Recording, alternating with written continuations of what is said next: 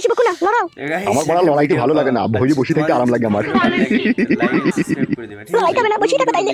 ওরে আমার চিঙ্গু মুঙ্গুরি ভাই করলাম তো, তা বলছো বাল, তুমি কিছু বুঝো না। আমি বুঝি না।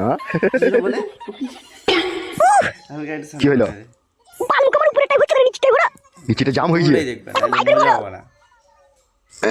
বেরিয়েছে।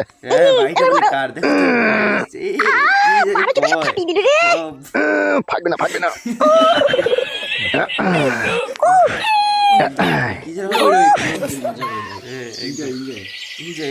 আরে তোর কথাবার্তা শুনে তো নিজেকে কন্ট্রোল করে রাখতে পারছি না রে আমি। যদি মজা না লাগে কি আর করবো বল বন্ধু, সবই আমার এই পুরা ভাগ্য।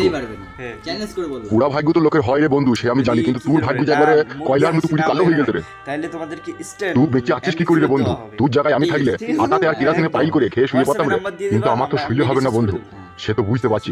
এখন যত ঝড় তুফান আসুক, আমার এই ভাঙা সংসারকে কিভাবে আমি জোড়া লাগাবো, আমি সেই চিন্তাই দৌড়ি বেড়াইছি।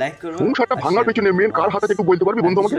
আর বলিস না বন্ধু, এক 12 ভাতারিকে বিয়ে করি আমার জীবনটা কি তামা তামা হয়ে গেল। তাই নাকি মাঙ্গি মাথা? হ্যাঁ রে ফেদা, তা বালি ছুরিকে বিয়ে করলি কি করে মারাইতে?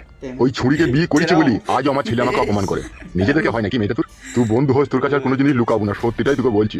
হ্যাঁ বল, যাকে আমি বিয়ে করেছি নারকেল বেগমকে, সেটা আবার আমার ছেলে শাশুড়ি হয়েছে।